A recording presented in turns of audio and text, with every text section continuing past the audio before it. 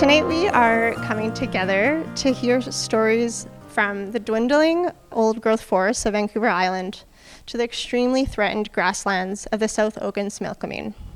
We are here to hear about the experiences working to advance Indigenous-led conservation. From our amazing panelists today, we're going to be talking about how we can work together on a collaborative path forward to protect the lands, waters, and wildlife in a way that centers Indigenous rights and responsibilities to the land.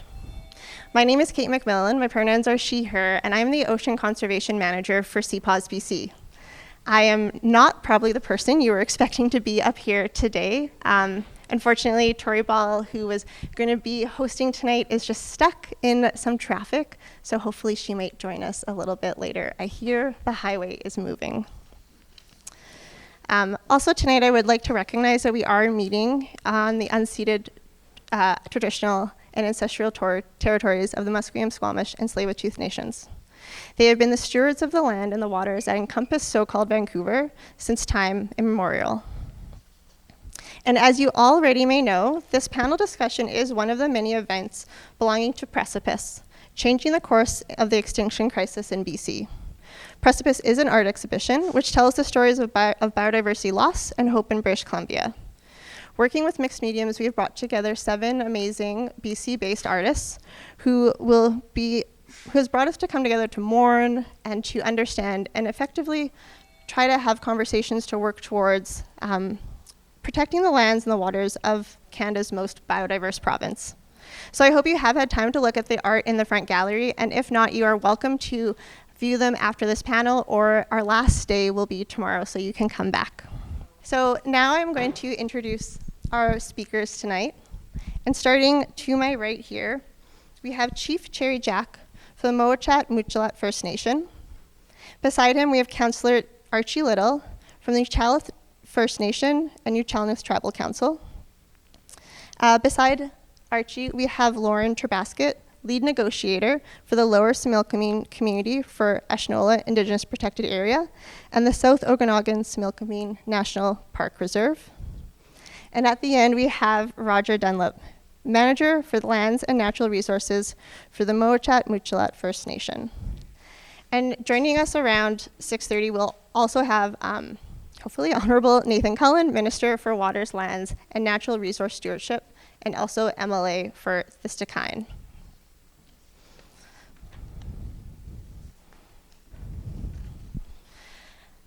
So to get us rolling here, I'm going to ask everyone our first question, and I know that this probably is a question that we can spend all night discussing, but let's have this just start our discussion, and we'll dive deeper in.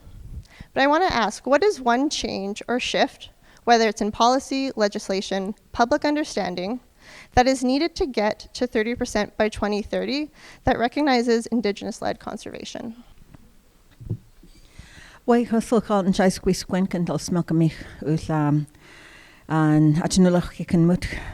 Good afternoon. My name is Lauren Terbasket, and I am from the Okanagan-Similkameen.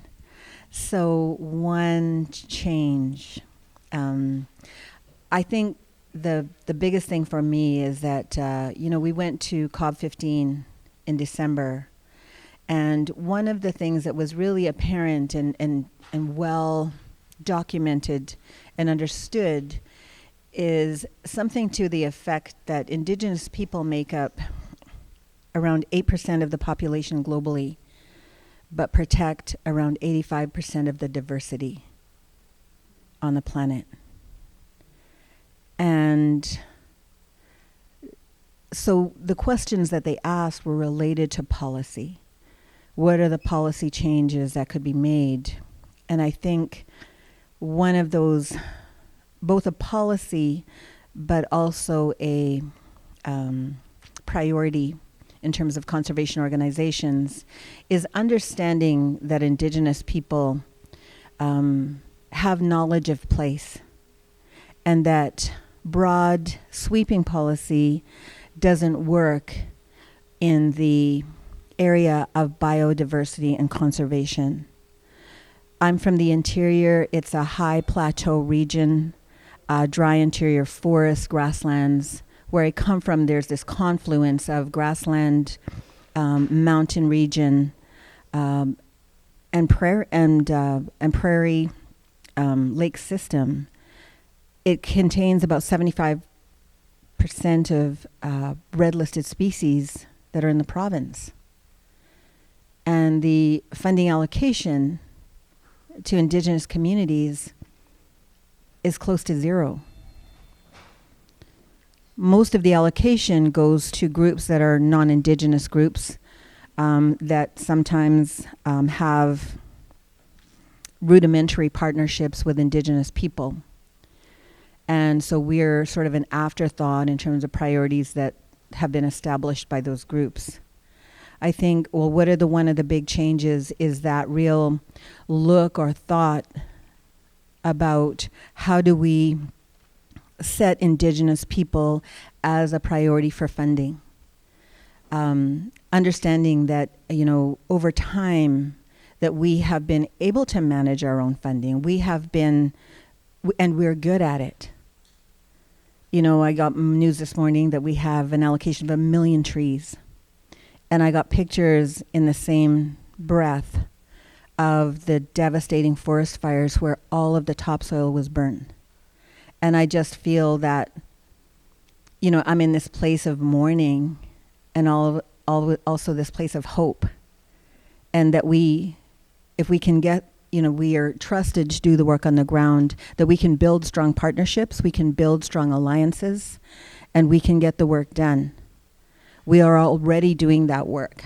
And I think looking at 30 by 30 targets, having those resources, whether those are through government or through other groups, I think is one of the most important aspects, because in place, both Indigenous people and intergenerational settler populations know what the land needs.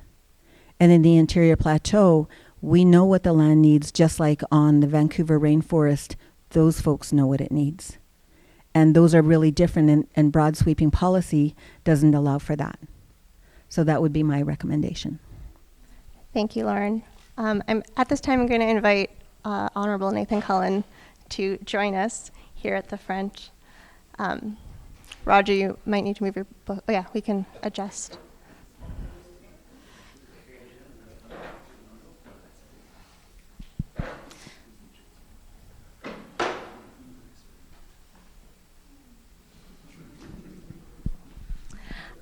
I hope that you caught most of Lauren's response there. I'm just going to restate the question so you know where we're at. But right now we're asking everyone to share what is just one change or shift in policy, legislation, or public understanding that is needed to get to 30% by 2030 that also recognizes Indigenous-led conservation. So Roger. Sure. IPCA legislation may come in the future, but it would take a long time to do. I don't think the political climate's going to exist for that long. And I think we need to work with the existing tools that the province has to develop those projects. So there is existing legislation that's flexible enough to allow for co-governance and actually joint decision-making with First Nations. And we've been working with actually some of Nathan's staff around the discussions in Nooka Sound, that it is possible to do this with existing tools, and we just need the chance to do that. And I think we could deliver a large parcel of land to you to help you meet your mandate very easily, and all we need is a little MOU or your permission to work on an MOU with your staff, and we're away at the races. So thanks. Did you get a chance? Does he get to answer? No. Are we passing it on? We can do it.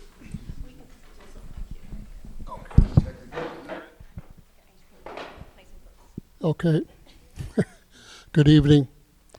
I will leave the technical questions to the techies. I'm on the ground sort of person, and I just want to, I think the solution is in this room with the young people. We need to communicate, we need to talk about it, we need to expand our little circles to make people understand that we need change yesterday. And it's so imperative that we do our work, that we think of what we're leaving our children and our grandchildren. It's not very nice, the picture right now. And you know, to me, I hate talking about policies because they're such a stumbling block. We can't go over them, we can't go under them, we can't go through them. That's what governs our governments. And you know, we need to be proactive and look at what we have to do and get together and do it. And I encourage the young people that are sitting here to go out and speak about it. And especially the people with gray hair. Your knowledge is important. You know, what you've seen and you know what we have, you know, what we're giving to our children and our grandchildren is very important that they know about it. But you know, we need to get the young people to stand up and start communicating and making noise so we can have change, so we can do better. You know, we're not saying stop logging. We're saying let's do it better. So everybody benefits from what we take. I was watching a nature show, and these people that live way up north in the middle of nowhere, they said, if you're going to access, you be ready to put back what you took. We don't do that. We clear cut. We manage on wealth. And when that barrel gets a little empty, we start to get concerned about why we have so little.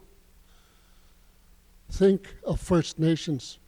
We were here tens and thousands of years, owning, managing, protecting, enhancing, accessing and sharing the wealth. And that barrel never got close to being empty because we managed as such. And then to me, and I mean no disrespect, when our friends hit our shores, they seen the wealth of the people, they seen the wealth of the ocean, they seen the wealth of the land, they seen the wealth of the air. But those people did not appreciate that wealth was always community-based. What changed it was, I want to be a billionaire. I want to be a millionaire, and I'm going to buy that right to be a millionaire. And now look at us where we are today. I'm a small nation. We're in court. And the reason why we're in court, we met with the logging company, we made some demands, and the manager said, no, we can't do that. I said, why not? Because our bosses are in New York, the stock exchangers. I said, no, the boss is sitting right here, our chief. You know, we managed so you can be wealthy. And we focus on 150 years. We can't fix that. We have to look to when the nations were in control, when the nations owned, and we were so wealthy that we were so willing to share that wealth. And hopefully we can get back to that, working together, understanding each other, helping each other. So hopefully that, young people, I ask you guys, I beg you guys, stand up, make some noise, make some changes, good, healthy changes, where everybody can, benefit from those changes. And I thank you guys. Choo tako. Yeah, good evening. Do properly here. My name is Clark Wagela, and I come from the house of Zisot and Moachit. I'm one of the hereditary chiefs from our nation, and the young man sitting beside me is my Uncle Archie. My late mom and Archie were brother and sister. That's where I come from. He's talking about pre-contact, and it goes back to that because I don't like talking about Captain Cook, but he was the first white man to land in British Columbia, and he landed on my beach. And I say my beach because traditionally that beach belonged to me and my family. And now we don't own it. It's owned by King Charles. You know, our reserve is land and held in trust by King Charles before it was Queen Elizabeth. And I think the biggest thing, the biggest way that people can help us, and I want to acknowledge honest Minister Cullen, sorry about that. I had a busy 3 days. I'm on a board of directors for the BCFN, and we had a 3-day conference today. So I left, got into the hotel, threw my bag down, and here I am. I too, as our friend over here, I went to COP15 in Montreal, and you guys look like a harder audience, because when I was there, there was about 2,000 people sitting in front of me. But looking after our territory is really important to me and my nation, and that's why we're here today, because you go back in history, like Uncle Archie said, we looked after it ourselves. There was no such thing as endangered species. There was no such thing as climate change. You know, we're in a crisis today. You know, we're slowly losing everything, and things have to change. The logging practices have to change because they're eating our rivers. You know, I understand that the trees are drying up the rivers from sucking back all the water that they need. You know, it's all by education, and I hope by working with Minister Cullen and other ministers to work towards a goal and to protect our lands. You know, I get frustrated. I go to my meetings, and I had to give a speech at Parliament. One of my speeches in Parliament in Victoria. You know, the Green Party fella, Adam Olson, he said it's been 150 years, and I said, no, it's longer than that. It's over 200 years. Captain Cook landed in 1778. Now I got to prove that we owned this territory before Captain Cook showed up, and it's really frustrating, because we can manage and look after our forests on our own, but we can't, because we have to go through governments now. You know, and one of these days they'll understand and work with us a little bit better. Forestry companies got to be partners with us, not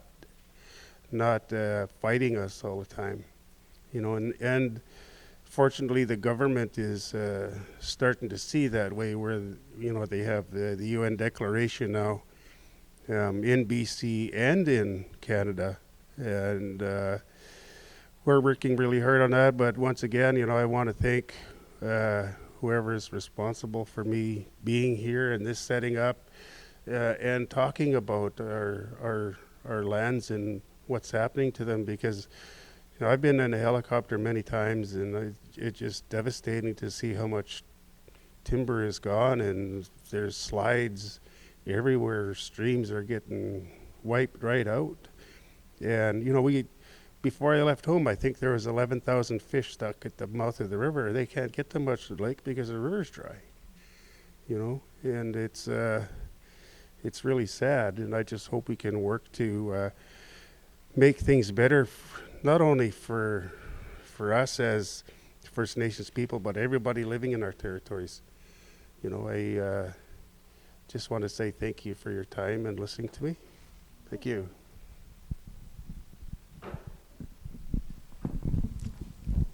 Yeah, Minister Cullen, you're welcome to answer that question. Would you like me to repeat it?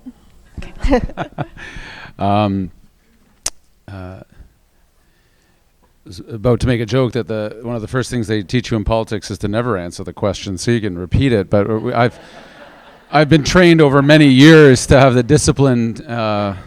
First of all, I want to thank you for hosting this. I want to recognize our ultimate hosts, Musqueam, Tsleil-Waututh, and Squamish nations, and I feel very honored, humbled, and slightly. I don't want to say out of place of being on a panel with folks like this to talk to you good people here tonight. My name's Nathan Cullen. I'm the representative of a place called Stikeen, the northwest of BC. I live in Wet'suwet'en territory in Smithers, which makes me a smithereen, and proud of it. And my constituency that I try to represent goes all the way up to the Alaska-Yukon border. Casca, Tahltan, Taku River Tlingit country. Very beautiful places. My other day job is as a minister of what we affectionately call Walrus, Water, Lands, and Resource Stewardship. A ministry we actually built real different. We spent almost a year talking to communities, and particularly rights and title holders, and asked a very dangerous question. 3 questions, in fact. We said, when you're dealing with government, what's working, what's not, and if you had a magic wand, what would you change? We got some, as you can imagine, some pretty profound answers. It wasn't a long answer on that first question of what's working. The second one seemed to dominate some of our chats. But I'm recalling a chief from the interior, and he said, your name's going to be important. And he said, you've got to put stewardship in your name of this new ministry. And I said, why? And he said, well, because all you're built for is taking. You build these ministries to take. You build your policies to take. You never talk about giving back. You never talk about restoring. You never talk about stewarding what's here. And I have been deeply blessed over many years to have certain guides and people in my life who are incredibly patient, because I'm a slow learner sometimes.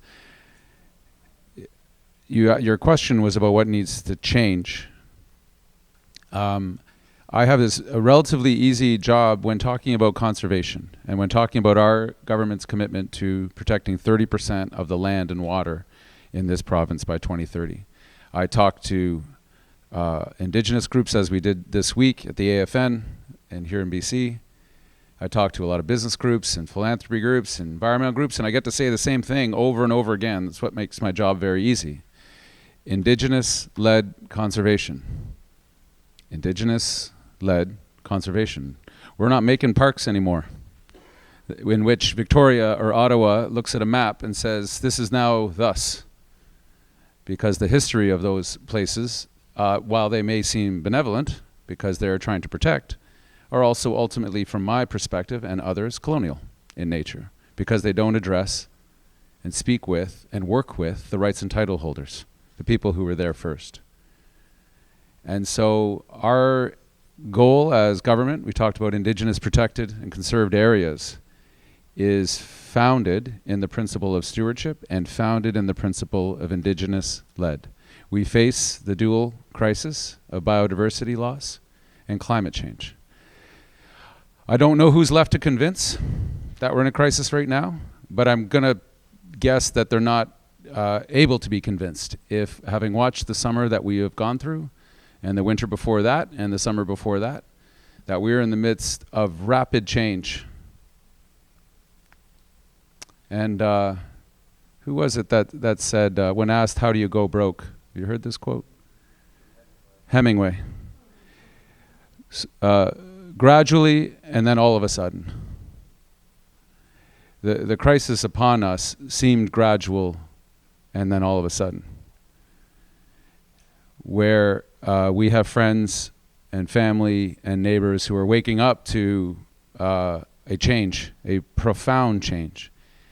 And conservation, Indigenous-led conservation, is my most profound hope for how we build back resiliency. We allow the earth to heal itself, how we restore the watersheds that have been so damaged from the extraction and become stewards in our policy. We have a lot of decolonizing to do in our laws and our policies in this province. We can list the acts, we can list the policies that at their heart and their DNA go back to some king somewhere, some queen somewhere. My grandmother had 9 kids. She was an Irish immigrant, and she always said, never waste a good crisis. She knew of crisis. And we are in a crisis, and we cannot waste it. So what I hope we will see, and I feel confident in this, because of the strength of our partnerships, philanthropy, environmental, but most importantly, rights and title holders, in the next 6, 12, 18 months is going to be the most profound era of not just conservation, but changing of the relationship and the dynamic of who has authority over the land in this province in 150 years. Chief, I heard what you said about the young people and the silver-haired people. I hope the people with no hair at all also have a responsibility. I felt a little left out, to be honest. All right. Yeah, all right. If only I had a lot of silver hair, I'd be okay with that too. But I'll end where I started. I feel very honored to be with you here today. We got a lot of work. This is not going to be easy. 30 by 30 is easy to say. It's another thing to do, especially because it requires relationship and trust. And as one leader said to me recently, we can only move at the speed of trust. And we got a whole lot of trust to rebuild as a government, as a representative of the Crown. And again, I'm a descendant of Irish. It's very hard for me to say that. But I've got some stories there. But I will say that there's no greater honor or opportunity I've ever been engaged in my life. So let's go. And there's the bell. Yeah, don't worry anyone if you hear that bell. It's just the doorbell. It's not time or anything. Actually, you can hold on to that microphone. I'm going to jump ahead here because I see a connection in what you were just talking about. And also I'd like to thank everyone for your initial comments. But yeah, Minister Cullen, BC did pass STRIPA in November of 2019 and has committed to revising and co-developing all legislation to align with this act. So how is the province prioritizing Indigenous leadership in your work on 30 by 30 and ensuring that all land use decisions are prioritizing biodiversity and ecosystem health?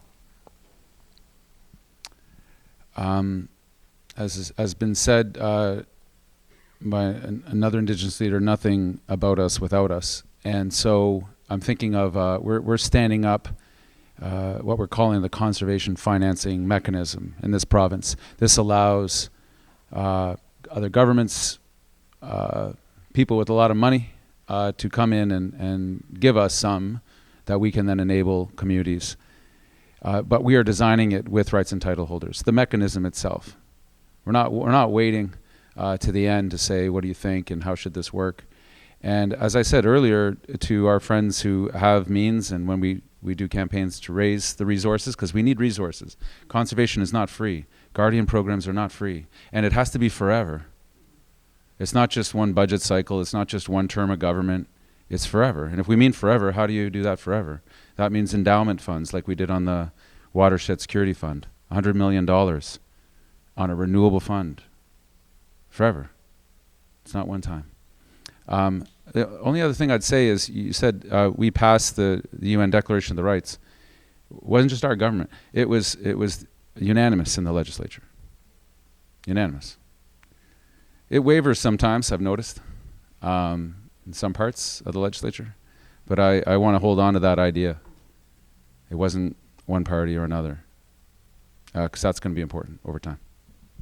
Thank you. Lauren, I'd love to come to you now. Because over a year ago, the LSIB declared Ashnola watershed as protected. And I'm wondering if you can share with us what has shifted over the past year in your work in this area. And also, what effect has this declaration had on your relationship with both the BC and federal governments in the protection of the South Okanagan-Smilkameen? So just for people who don't know the Lower Smilkameen, Okanagan, we had been working to attempt to address the issues that we were seeing in a COVID environment around higher visitors, lots of RVs that were dumping gray water onto our road and river systems, which is basically their septics, which were just being drained. We saw issues with mining in the Smilkameen and contamination of abandoned mines. And most of the taxpayers don't know that they're paying for those abandoned mines, that they're not actually making money, they're just passing on those costs in forestry and in mining. We were seeing the issues, we were seeing cumulative impacts, and we attempted over a number of years to bring the federal government and the provincial government to our table to say, how can we deal with this? Where can we start? And we applied for funds. We were blocked by the BC government in accessing those funds because they said they had no IPCA policy. We were frustrated with the process. We attempted to bring BC to the table with letter after letter and phone call after phone call with no response to our chiefs. And I guess in frustration, we just said, well, we're going to declare. We are going to declare the National Corridor as an Indigenous protected conservation area. And we declared, and the BC government still did not come to the table. Our next step was to issue notices to vacate to all tenure householders, forestry tenure holders, mining tenure holders, and we had a lot of uproar. And so we said, here's a list of ministers. Call them and get them to our table. That's all we ever wanted. So after we issued those notices to vacate, the province came to the table. And, you know, I guess what I don't like is that causes grief for us. It causes animosity in our local communities. It causes aggression and violence against our children and our families when we have to go to the extremes that we do in order to do what is best for all of our communities, for all of our people. And so we applied again to Canada to fund, to help us to fund, to start to undertake the consultation work with local stakeholders, settler populations, governments, including regional district and village, and our own people. And we still haven't heard to this day.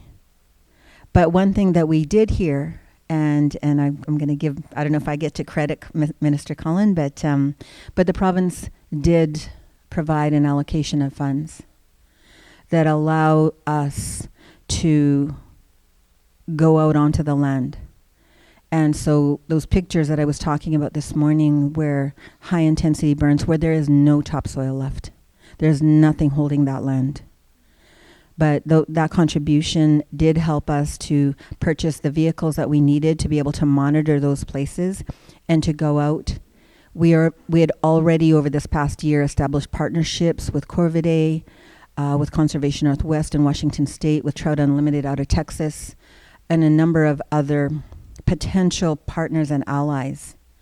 And so this morning, we got notice that we have a funder for 1 million trees. And that's not just marketable timber with genetically modified trees. That's trees like red-listed whitebark pine and yellow cedar and red cedar and mountain willow, those kinds of trees that are actually needed to restore the biodiversity on the ground. And we need more. We need more cooperation. We need to look at matching funds that allow us to do the work. Our community, I come from a community of 500. If you go, and I challenge you to go on Google Earth and look at the Cathedral Lakes area, the Ashenola area, what you'll see on your Google Earth map is everywhere around is checkerboarded with clear-cut logging. But the areas that border Indian Reserve, where we have been able to hold out and hold industry at bay, are actually green. The fires, because we've had problems with policy, those devastating fires mean that we have to do the work of the province in restoration. We have to bear the costs of historic and ongoing mismanagement. And I think we're doing that work. And so looking at those relationships, we need stronger relationships. We need closer ties and relationships to the province. And we need to have a coordinated effort between federal, provincial, and Indigenous nations in order to actually get the work done on the ground. Because we know how to do the work. We know how to build the alliances, and we're determined to do it because our people live in the same place for thousands of years. We have the highest vested interest in watershed protection and in biodiversity restoration. Our lives depend on it. The health of our children and grandchildren and great-grandchildren depend on it. Thank you. Thank you, Lauren.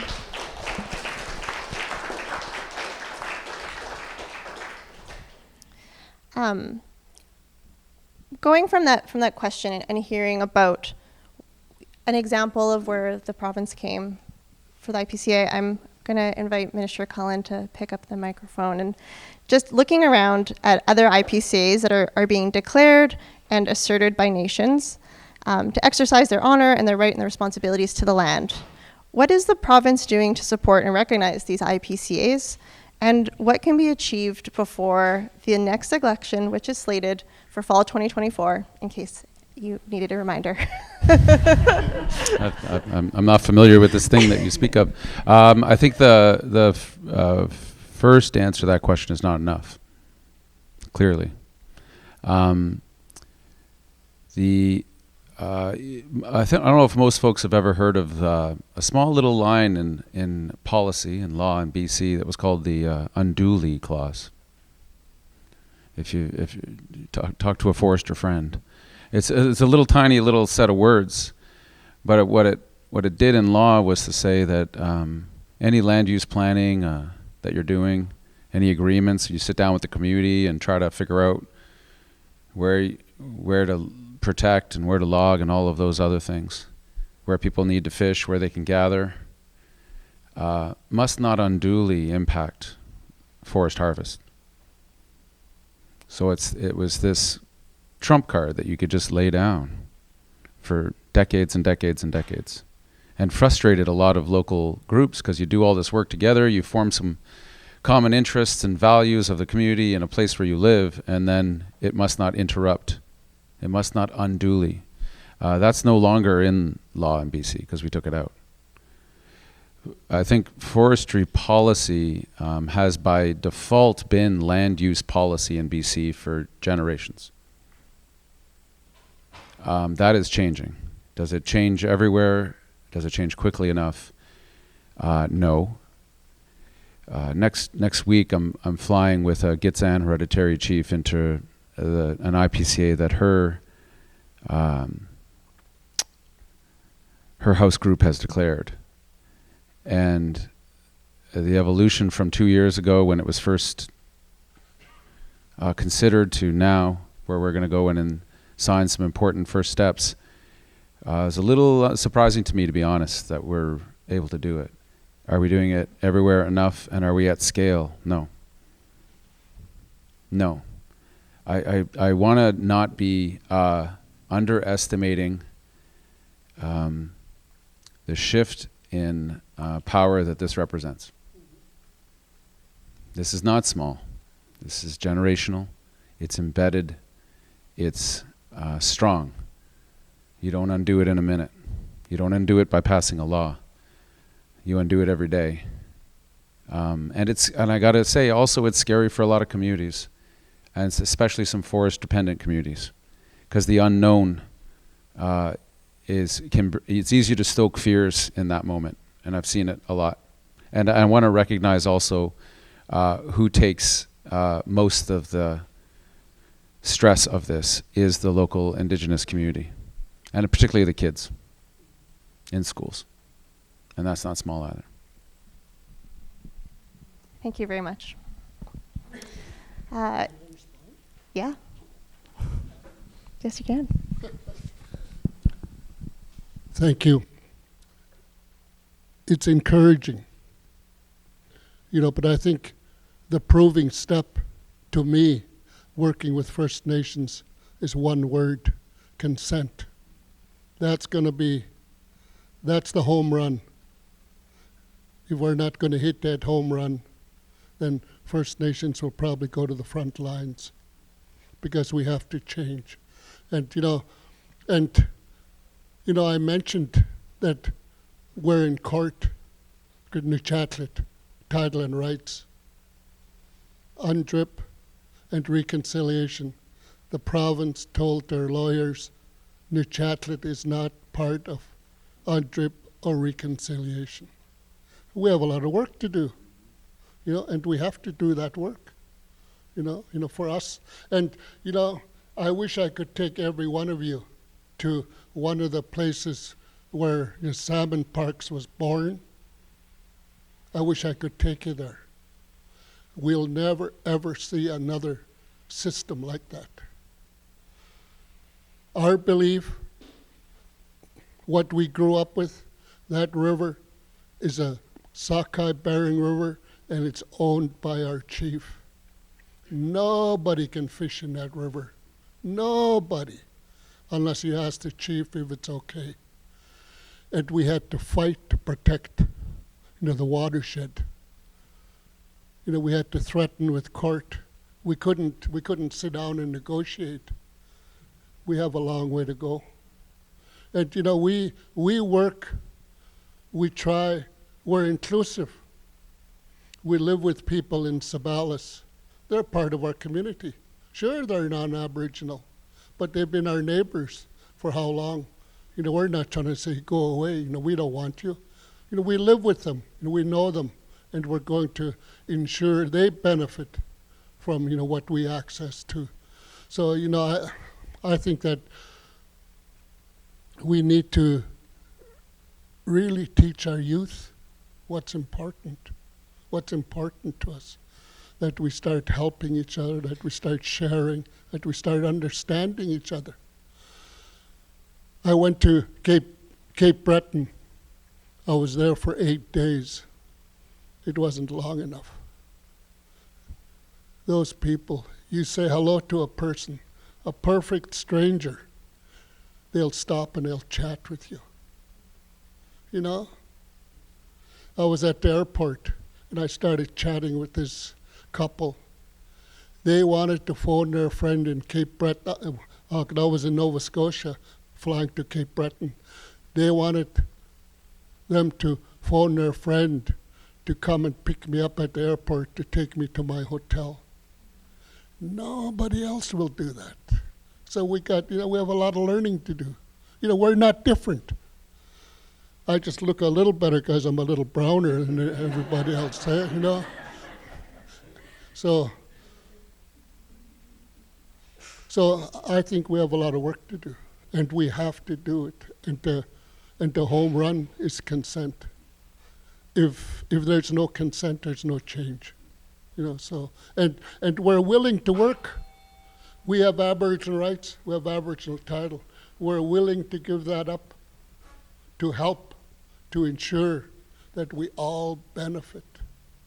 That we all get a share of the wealth that we have. It doesn't go to New York.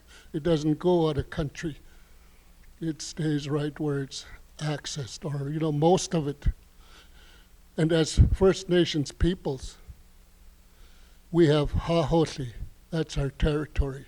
As First Nations peoples, we used every square inch of that Hahoti, whether it be accessing resources, whether it be praying, going into the woods and praying, and preparing for a hunt, preparing for fishing, always doing something, building canoes, building homes.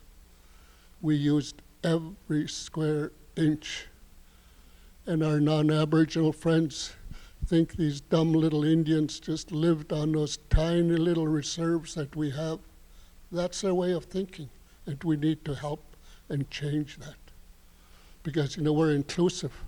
We want to help everybody. We want everybody to be part of the process. And so hopefully that we can come together and start working together. Change. We have to change. We don't want to be babysat.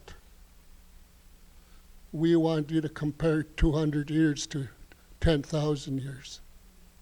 And maybe take the best from both and grow from that. I'm sure there's some good things that happened, but let's learn about them and carry it out and encourage people, Amen.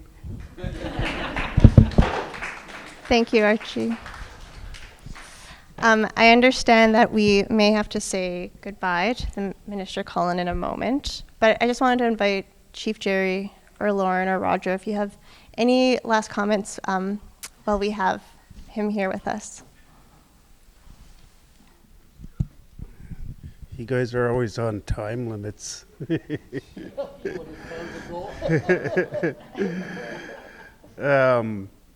I think one of the biggest things I'd say to Minister is to come to our territory so you can see firsthand, the devastation of our lands because of mismanagement in the forest industry. I'm not saying shut down forestry. I understand the economics of it. People have to have jobs and look after their families and pay for their homes and their vehicles and send their children to school, post-secondary and everything like that. I understand that. We got to work better together, and there has to be funding available to help us look after our territories. And if it's there, we should get it. And I hope that happens. And like Uncle Archie said, it's consent based. We've working really hard at it. All the meetings I go to. My dad was doing this back in the 70s. I'm doing it today. That's a long time, fighting for the same thing, fighting for our rights.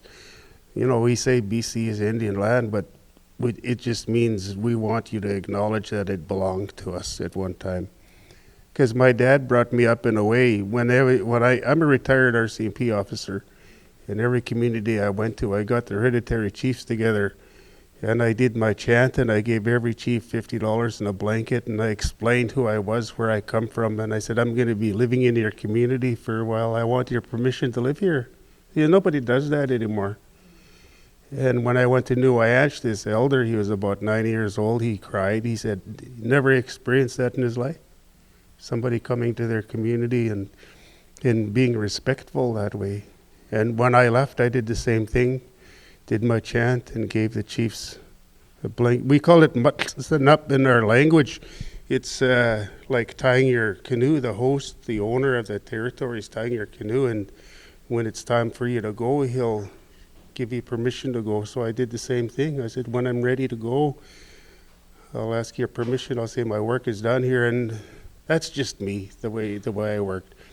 And that's important because that's consent. I'm getting consent to live in their territory and to work with them. But I just hope that you come to Muchlet territory and sit down with us and work with us.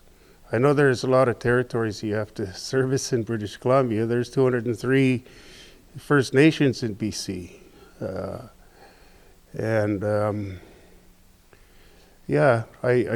just hope we have a good working relationship with you. I always say like or dislike your government. I have a lot of respect for your government because you've done more. Your party's done more for First Nations people than anybody ever has. And I used to sit with Premier Horgan quite a bit in Victoria, and I always thanked him for what he done. The work that he did. I'm getting into politics now, but anyway, like I said, I'd like to see you come to our community, come to the West Coast. Come to, we call it ground zero of contact, because that's where Captain Cook was. That's where he landed. I don't like talking about him, but I do, because that's history. I don't agree with the name Nootka, because he was asking where he was, or people thought he was asking which way to go. They were saying, Nootka, go around the other side. That's what it means. You know, it means to go around and because of Captain Cook, we're called Nootka people today, and I just don't like it.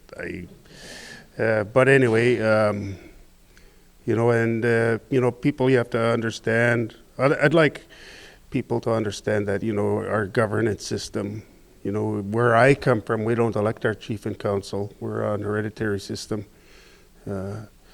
which is really good. I like it. I enjoy what I do. You know, I'm heavily involved with the BC Assembly First Nations, the BC Indian Chiefs, and the First Nations Summit. And I've seen you online a few times. I never get a chance to ask you anything because there's always a lineup. Yeah, but anyway, for me, just thank you for taking the time to sit with us tonight. You know, and if I don't get a chance to, I want to thank everybody out here for taking time out of your evening to come and listen to something that's very important to me and my community, particularly in Mochit-Muchla territory. In the Channels, we have the largest land base. We have 366,000 square hectares. You know, that's Mochit-Muchla territory. But anyway, I just want to say thank you. Thank you.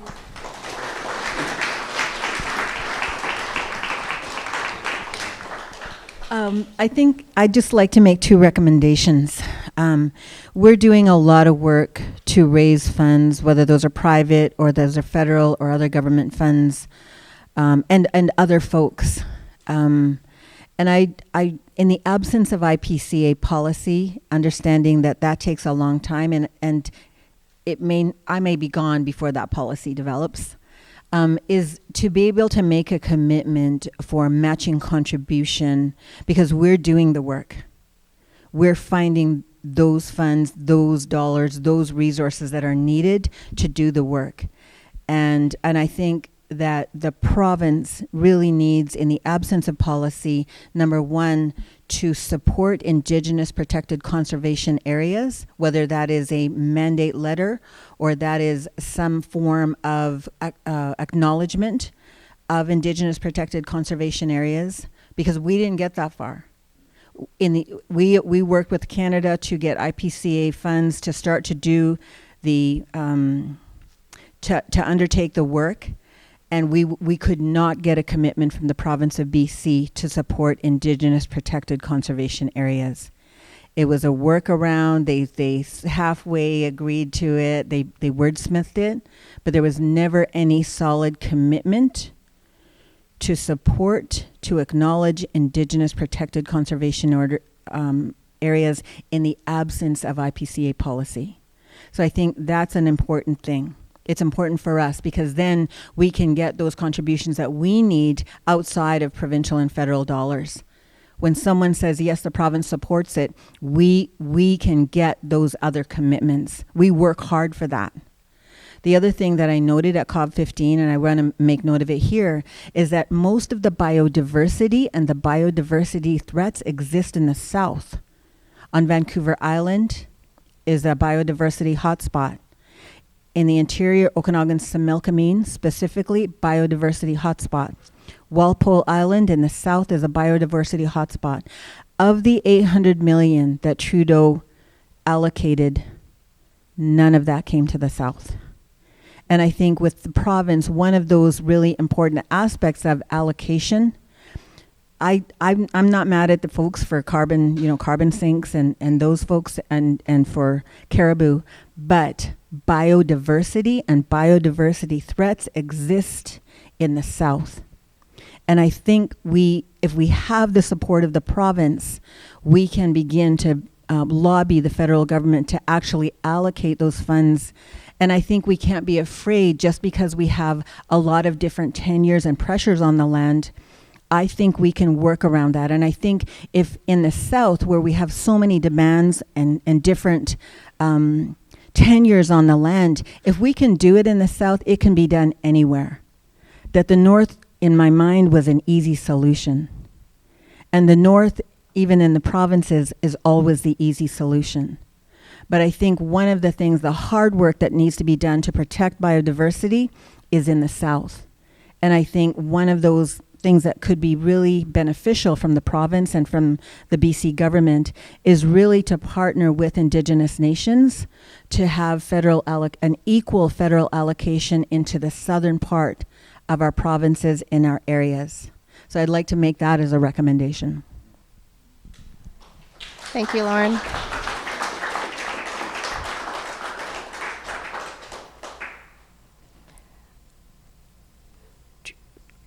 Yeah, we're good to keep going? You're still with us? Yeah, yep. Yeah, okay. Yeah.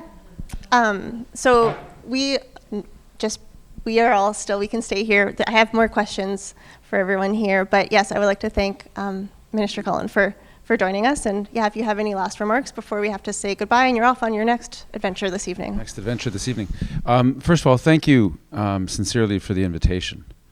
Both the invitation to support the good work being done and the invitation to come and understand a little bit more the nation and the realities. Tomorrow I go to Ottawa to begin the final steps of what we call the tripartite nature agreement. And today, or recently, I was at the AFN, and we received the endorsement from representatives from the BC AFN to pursue that as we are seeking with the summit and the UBCIC.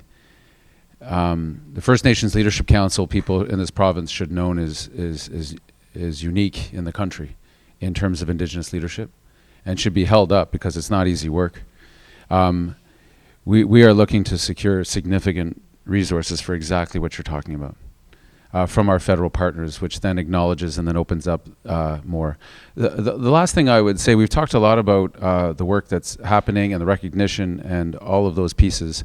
I would say to those of us that have been involved or hope to be involved in the broader conservation movement, and I thank CPAWS for hosting us, I have seen a shift in thinking, I would say, from not all but many within the conservation movement, non-Indigenous actors. And it needs to continue, I will say, as a newcomer, as a settler to this place, to continue to be humble and a little more quiet than I've been this evening in approaching this conversation, because we have some history of the environmental movement not always appreciating the places in which we are looking to conserve and protect. And I think that history needs to be talked about openly and spoken of. I'm not allocating, ascribing bad intent or any of those things. But I know myself, and I can speak for myself, I moved in a place of ignorance at times in the past, and will in the future too. It's good to try to stay humble as we try to walk together. And we need to walk together. I think I again want to acknowledge and apologize for our lack of support for your courageous efforts and what it took to get us a little bit to the table.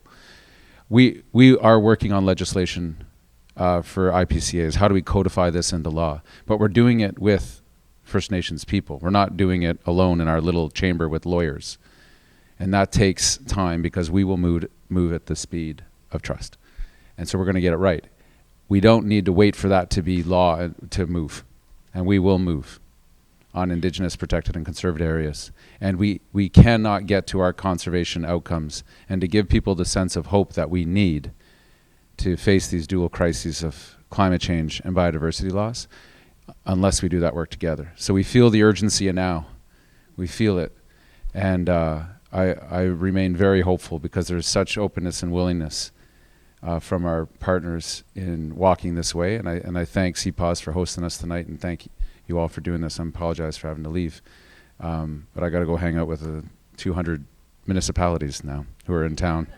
And they're going to yell at me even more in the nicest way possible. But yeah, this is up to all of us. This is not the government this or the government's got work to do. We got a lot of work to do. And this is all of us. in the cities, in the suburbs, in the small towns. This is up to all of us. Be humble and dedicated and confirmed and lift up those that are doing the real hard work, like these folks up here. So thank you for the invitation tonight. Archie, get in there with a quick comment. Thank you. Thank you. I think one of the biggest improvements that we can make is that we look at the RCMP and how they treat people that try and protect the land. You know, that's just protecting money, that's all. And, you know, we need to look at that and change, you know. You know, because these people believe in what they're doing, you know, and they probably lived what they're doing. And that's all we talk about. And I thank you for your words. And I'm trying to believe, you know, because I have to change too. I have to get trust too, you know. So, but you know, before I hang up, I just want to welcome Eric. He works for the Nachanos Tribal Council, the oldest First Nation newspaper in Canada. And Eric Angel and his good wife. Eric was the fisheries manager in our tribal council. And his wife, she saved many a student going to school. So we really appreciate you guys. You know, thank you. And of course, Roger. You know, Roger's one of the people that work for us. You know, one of the people. There's very few people that touch Nuchanos, that become part of our community, that become us. There's very few people, and we really appreciate them when they do become that. And it's really hard to let them go after, because we become family. So hopefully we'll all be family, that, you know, we can work together and be strong, be proud, and manage better. Chew. Thank you.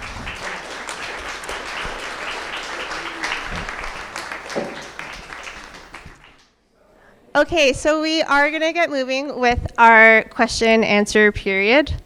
I am going to ask if you do have a question.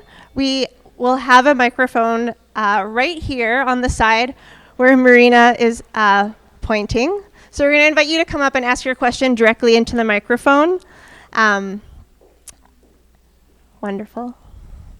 And so, yeah, at this time, happy to invite whoever has our first question to come on up. And I am going to acknowledge that we have another person on the in our panel right now, Eric Angel. So you can also direct questions at him. Thank you. I have a question for Lauren, specifically. From your experience, why is it so difficult for the government to recognize an indigenous protected area? In this province, they would have to acknowledge unceded title to the land. And their policy has been a denial of title, of rights, of Indigenous people taking on both the benefit, but also, more importantly, the responsibility for our own lands. And so when title is recognized in any form, so an Indigenous protected conservation area, these are some pretty large, extensive land bases that the province does not want to acknowledge Indigenous title to, partly because they make a lot of money off of these lands. The forest harvest practices, the extensive overharvest, the mining tenures, all of the funds that are associated with those then would be required to restore and or to create more localized benefit, whether that's Indigenous nations or other. And my experience with government is that it's pretty closely, and everybody knows this, pretty closely in bed with industry. And that policy is heavily, extensively, almost totally impacted not by constituents, but by industry. They have the most say in almost everywhere in this province, in this country. And I think local populations standing together and working together are the solution to that. That's the way that we counter that undue influence that industry has to keep the status quo. And so I think that that's really the reason. And so they will always fall short of that recognition because their legal policy advisors advise them to just not take that step. And because then policy would actually have to change, including that influence that comes from those folks that fund their campaigns. You know, it's that simple. And we understand that, but we also know that local groups and folks that stand together that live in place can make that change. They can require it. And I think when industry knows it's losing local, both Indigenous and settler support, it actually changes, right? But that's what's going to be required. I don't know that they'll ever change that policy because they'd have to recognize title. And that's a really scary thing for them. And I don't know why. Like, I don't think we're that scary. Thank you, Lauren. Any other questions? Have you seen an improvement since DRIPA was passed in 2019?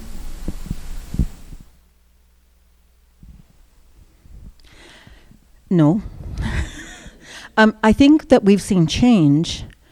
I don't know that it's because of DRIPA. I think that Indigenous nations, I think it's because of the policy environment in terms of like Blueberry case. Blueberry won a case against the province for cumulative impacts and negligence and mismanagement. And as soon as the province loses court cases, they start to work to develop policy and processes to counter it. So I think that I believe that the change was because they lost Blueberry. And all hands up to the Blueberry folks, because those court cases are costly. I think that, with DRIPA, like the time that it takes to change every act in Canada or in the provinces takes too long. They're not going to be able to. I don't think they're going to be able to do it. And I think so. It's through us just. I always say, ask for forgiveness, not permission. So we declared, and we took on that sovereign stand, and we made folks make their own government be accountable. That's where it changed. It was the civil disobedience piece of that direct action that actually made the change. Other nations choose different strategies, some legal. Like when I look at Chilcotin, it was a legal strategy. I look at Blueberry, it was a legal strategy. For us, it was a direct action strategy with a strong strategy. And we built that strategy in partnership with Indigenous Law Research Unit and RELAW out of the University of British Columbia. So we had been able to build allies and partners that allowed us to work to develop strategies that would make the province move. So since we're acknowledging people, I just want to acknowledge Rihanna at the back and her team, because they've been really instrumental in us moving that province forward.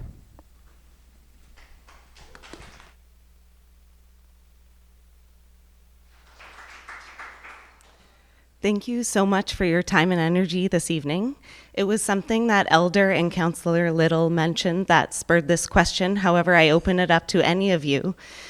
In an age where governments are making decisions based on the best available science, the best available data, the best available knowledge, what are the applications in conservation of working together with the best of Indigenous and traditional knowledge and what we know science can be useful for at times? And what opportunities do you see in your areas to bring the best of those worlds together so that we can move forward?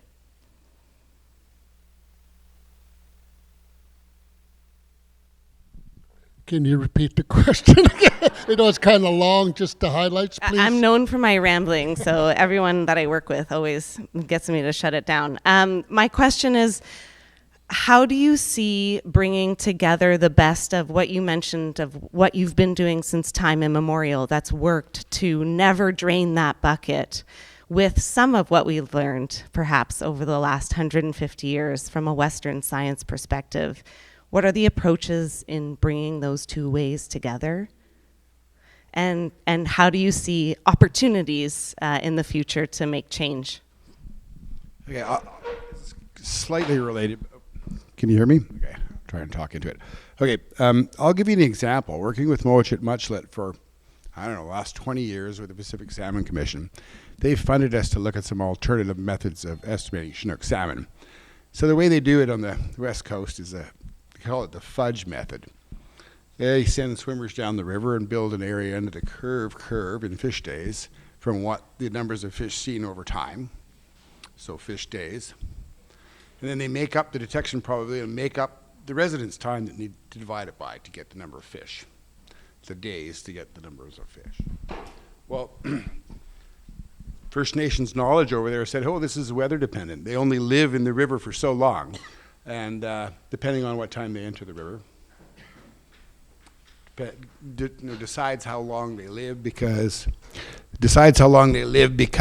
they're only they're burning down their fat. So we used some fancy new modern marker capture methods, divided this area into the curve and got an annual index of fish days. And when we regressed those against the number of days from the 1st of September till it rained, it explained 80% of the variation in the residence time index in the river.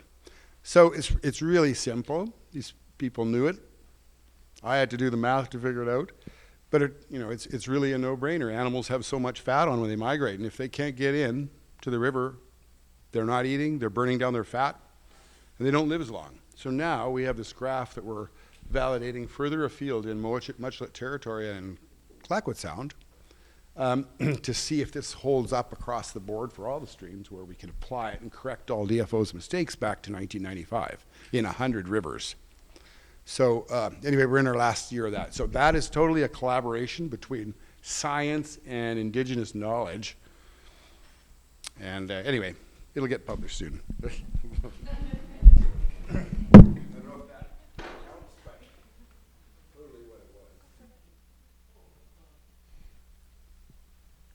One of the problems we have with modern science, we find that politics overrule it.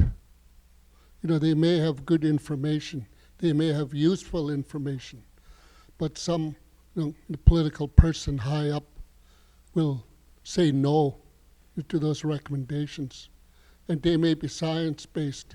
And so how do we get over that?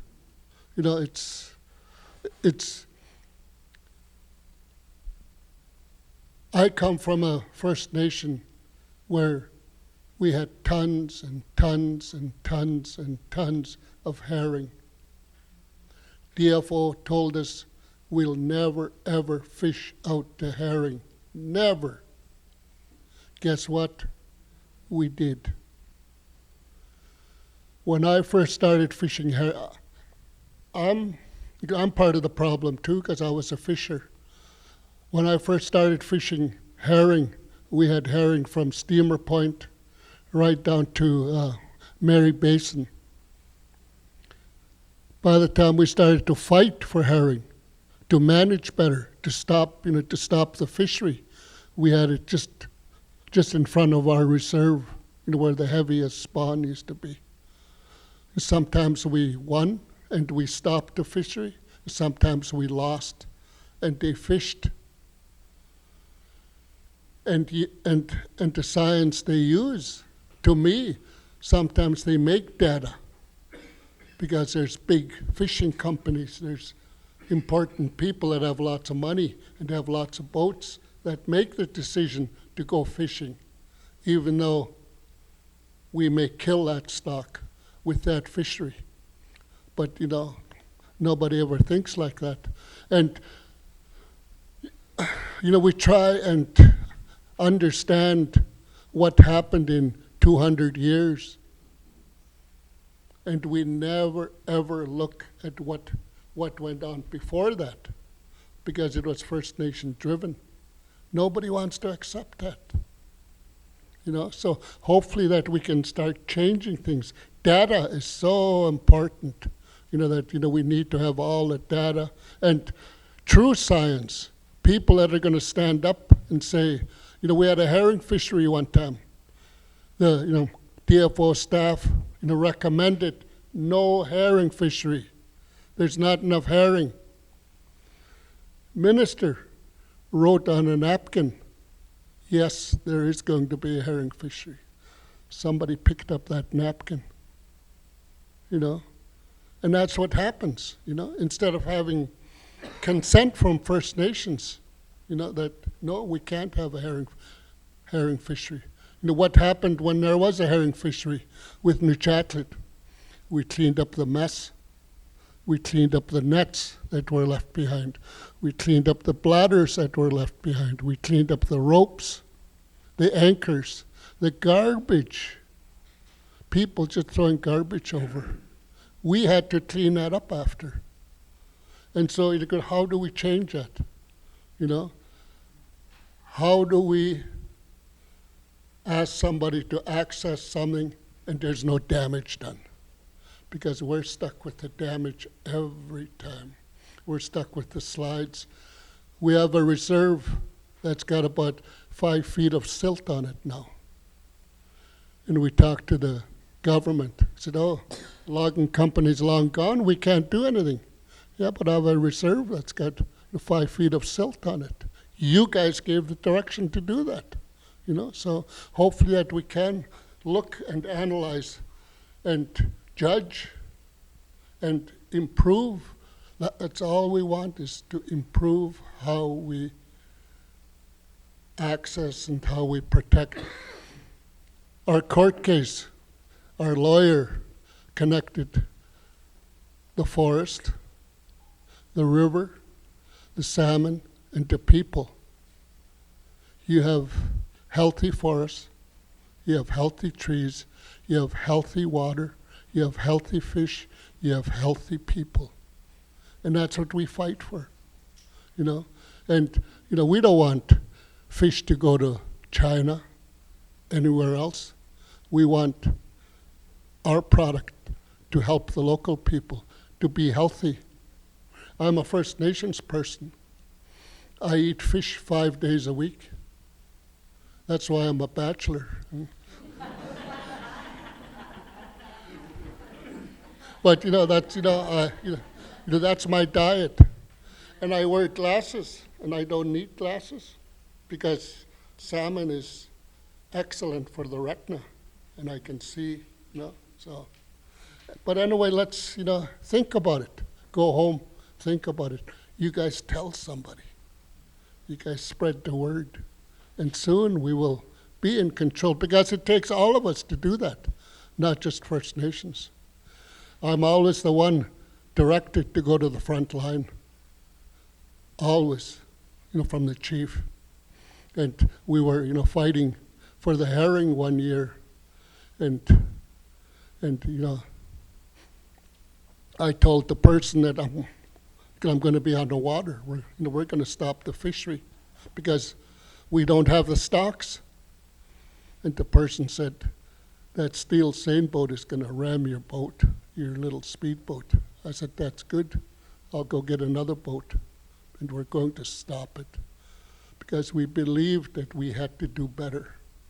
If my children and grandchildren were going to enjoy herring like we did, we had smoked herring, we had salted herring, we had herring roe that was gifted to all the nations because Nuchatlet was wealthy, and it went far, it went wide. And the difference now, when I was a young man, when I was a young boy, we had smoked herring, we had salted herring, we had kwakmas all year round. Now it's just a treat when they come in, if they come in. That's the change. and we tried to manage it better than it being a treat, because it was a way of life, Thank you, Archie.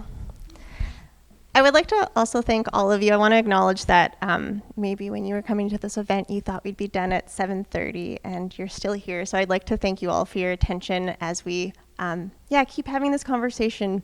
I feel like I wish I could slow time down right now so we could keep listening and learning together. And I also want to thank you all for bearing with me, because maybe an hour before this event, I wasn't supposed to be in this seat. So I would like to invite my esteemed colleague, Tori Ball, who has worked very hard to put together tonight, to come up here to invite our guests for their closing remarks and to close us out.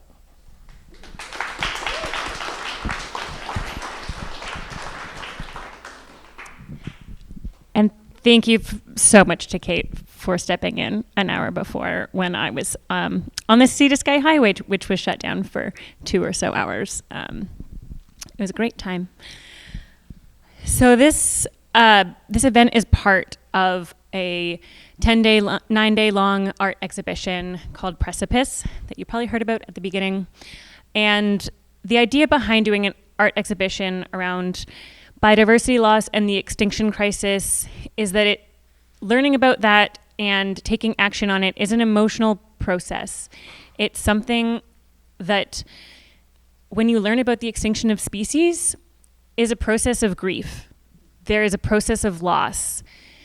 And we wanted to do that through art as a different medium to have that conversation and have people experience that and talk about that with each other. And the other reason was to have a sign of hope. It's hard work working on seeing the extinction in your territories. And for me, the reason that I have hope is because I have the enormous privilege of working with folks like you up on this stage. Maybe not a stage. And it's such an honor to be able to have this conversation tonight and hopefully share some of that. And so that's what I want to close with, is asking each of you, what gives you hope? Chief, would you go first? What gives me hope, I have to admit, is seeing people like yourselves come out to listen to what we have to say, and to learn. And it means a lot to me that people I don't even know want to get educated about what's going on. CPAWS gives me hope. I had the opportunity to go to the hotel you were at next to mine and sit in on an event in Montreal when I was there. And, Minister Scullin was saying that is Indigenous led, or my friend over here, and it seemed like every nation that got up, that's all they talked about was Indigenous. All of this is going to be Indigenous led, even though they were from Africa or China. They were from all over the world, and it was encouraging to hear that people are finally starting to recognize, what we're talking about. I have hope that things will get better, and I am also worried. I was listening to this fella on the news, and he was saying that the South Pole is like an air conditioner. It cools the earth. And if that ice melts, it'll become a radiator and will boil. It's scary. The climate change is here and it's not going anywhere. And we have to learn how to live better. But anyway, I just, and hoping that Minister Cullen heard us so he can come to our territory and actually see what we're talking about. It's better that way, and it's better to actually see it rather than get a letter saying we want this because of that. Come and see it. But anyway, that's what I got to say. Thank you.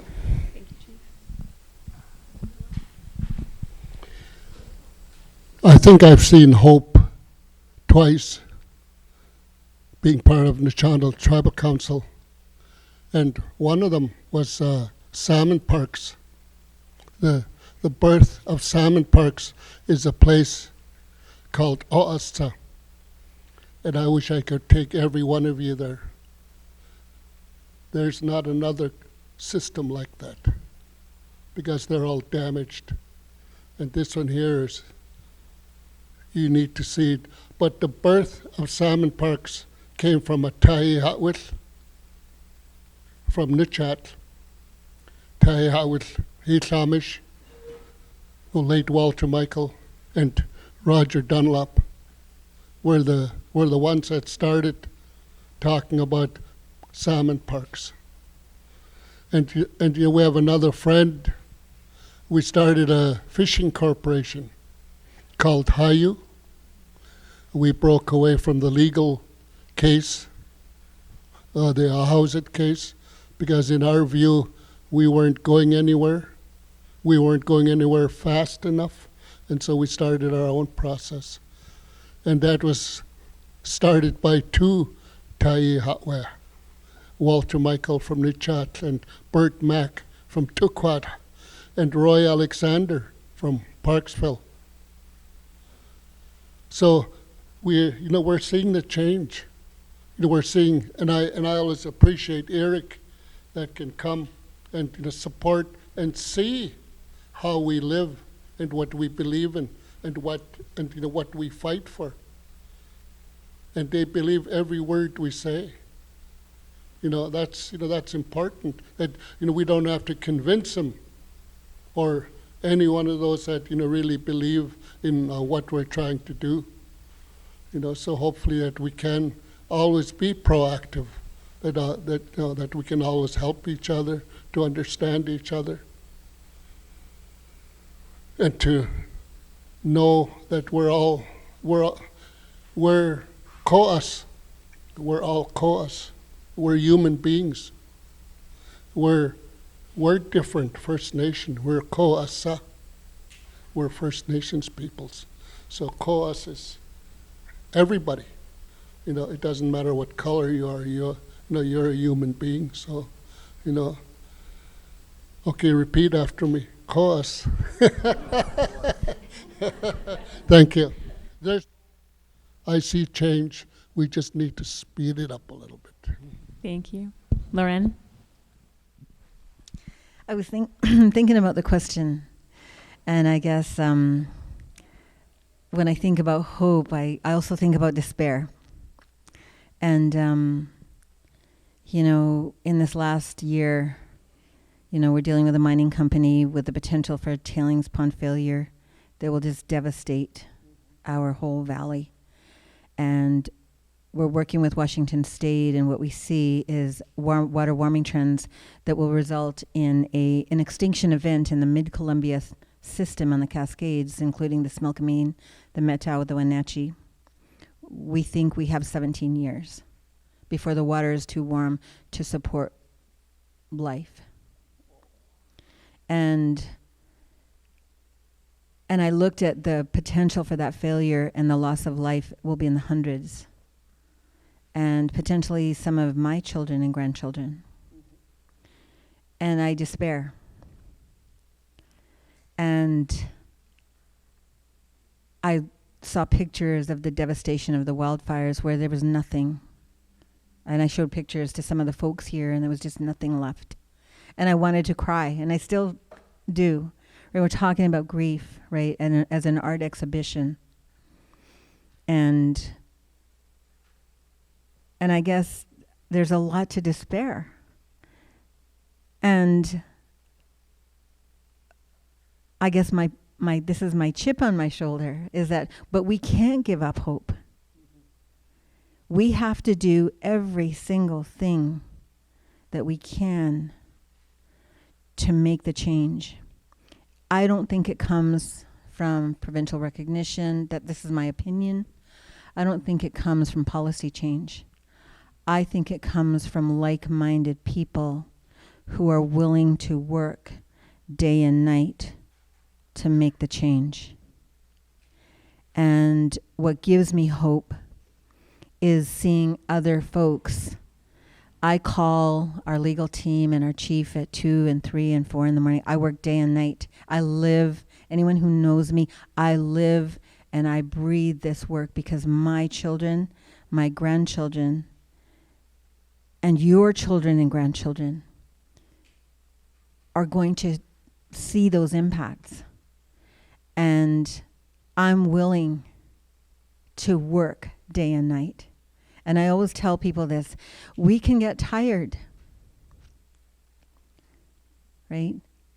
But tired is not sick. And so, thinking about like Ben, it's going to take, and it's taking a lot of work. We live and breathe. We fight this fight.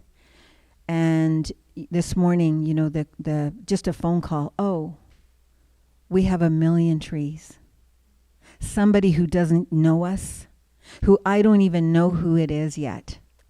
But I got a phone call and they said, we have for you 1 million trees. And I'm like,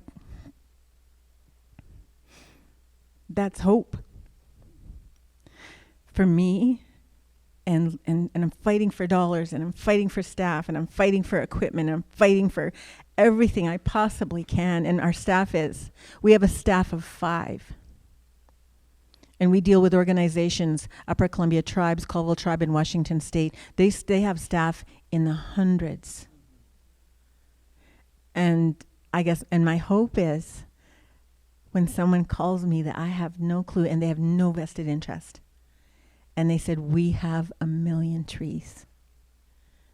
And when I look at the starkness of that burnt, horrific landscape, what I see is when we can turn that landscape green. When the landscape now holds water, and it holds insects and all of those things that we're looking for biodiversity that helps everyone. And so that's my hope. When I get, every once in a while somebody does something that's like, yep, okay. If somebody who doesn't know us, care about us, or anything that's going to give us 1 million trees, we're taking those 1 million trees. And we'll find 1 billion. We will turn those trees into 100 million, and we'll make the difference. And that's my hope. That's my hope.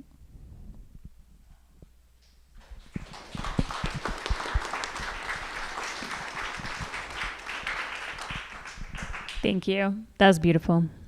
Roger? Okay, I'll start out. My Nutchanlith name is Upiha. It was given to me by the Mochit Muchlet chiefs and the Heshkuyet chiefs. It means person who helps.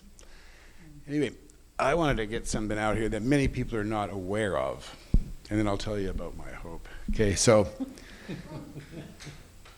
a woman called Bethany Coulthard did a dendrohydrochronological analysis of stream flow and tree growth on the Sable River on Vancouver Island. And she was able to cast back about 460 years to show that our recent droughts are nothing new, and there were more and severe droughts back in history. We didn't have all these fires. And I was taking a look at what's it doing to our fish. And I realized from keeping up on fish forestry research that all these new trees we plant and the ones you're going to plant are going to suck up all the rest of the water that used to go to the fish. So on the Gold River, I handpicked the data out of the Canada Water Survey of Canada's gauge, and it showed the lowest flow day of the year has dropped from 9 cubic meters a second to 2.25 on the Gold River, which is 1,000 square kilometers and 3% of Vancouver Island. Okay. On the adjacent Elk River, which is in Strathcona Park, the slope is 1/10 of that of the decline on the Gold River, where there's no logging. There are no unlogged stream gauges in British Columbia, because wherever there's a road and a gauge, it's already been logged. But that shows that 90% of the decline in the Gold River gauge is related to the conversion of old growth forest to second growth Douglas fir plantations that have a huge water consumption rate. So everybody's favorite little super trees also require more water. Where the coho going in the interior right? All that water's gone. So most of our small streams are already drying up because we've converted that forest. The demand by a 100% clear-cut Doug fir plantation is a 25% annual flow deficit and up to 60% or more in the summer. And that kind of matches up what's going on in the Gold River. So this is new. This is the elephant in the closet in British Columbia, right?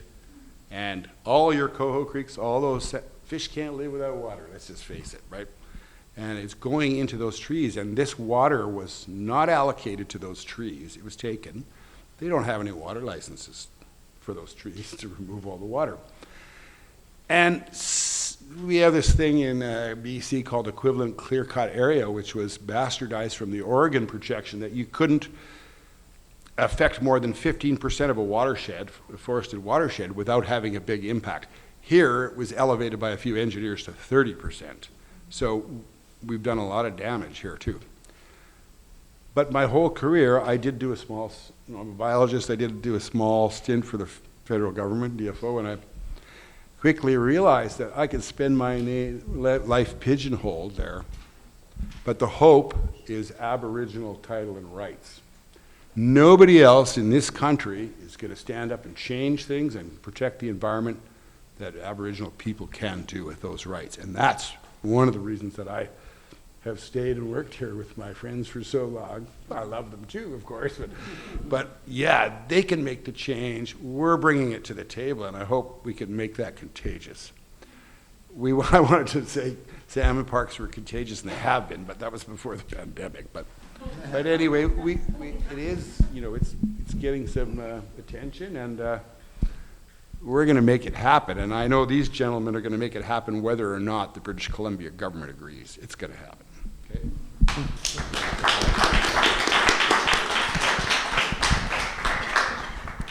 I feel like I kind of just snuck in here, but I'll give two reasons why I'm hopeful. One, in the very short term, is that we have a tremendous opportunity just in the next few years to make some big changes. So the minister was sitting in this seat saying, you're going to be surprised at how much change is going to happen in the next 18 months, meaning the amount of time that they still have power to make change.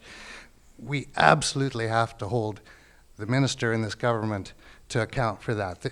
This is where you finally get to do something outside of that once every 4 years vote. You get to make sure the change really happens. So, and this is it, right? Like, these little windows of opportunity don't come along very often. This is why I'm excited, because we're going to make some history here in the next couple of years if we take advantage of what's facing us, right? And there's tons of reasons to despair out there, and I wake up every morning with that. But we do have that opportunity right now, and we should do something about it. And I'm glad everyone here talks to 10 of their friends and tells them just how exciting the opportunity is right now, and we can start to do something with it. So this is when social movements actually get to do what they're all about, okay? So that's short term. Long term, why am I hopeful? Because these guys have been here. It's no joke. These aren't just numbers. They've been here 10,000 years. They figured out how to live sustainably in this landscape. And they have wisdom that is so deep and so rich that it far exceeds what little damage that we've done. They figured out how to live in this world over much, much longer timescales than we're talking about here. So in the long term, you're not going anywhere, right? We're going to be okay in the long term. We'll figure out how to adapt to this. But in the short term, we've got to make a lot of change in a hurry, and we've got that opportunity to do it. So, yeah, thanks for the opportunity to just crash the party there, Tori.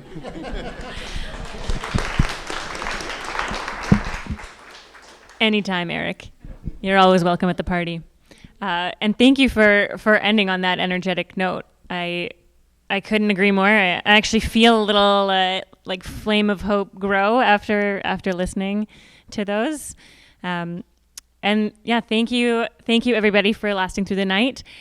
We've been looking forward to this event and having this as a end of what today also is the World Biodiversity Summit happening in New York as part of Climate Week with the UN, which are very interesting talks to watch. And they're talking about transitioning to a nature positive future. And that's really what in words that maybe we don't use in the every day of a nature positive future, but that's what we're all here to try to do, is to live in a world where we are not having species go extinct because they don't have anywhere to live, because the water is all gone, and because everything is burning so hot, because we've gotten so far away from the traditional practices that are what has taken care of this land since time immemorial. So thank you all for the work that you continue to do on the land, in your offices, holding back clear cuts with the stroke of your pen, the leadership in your communities. I'm just so grateful to get to witness tonight and to get to work to support your amazing work. Thank you.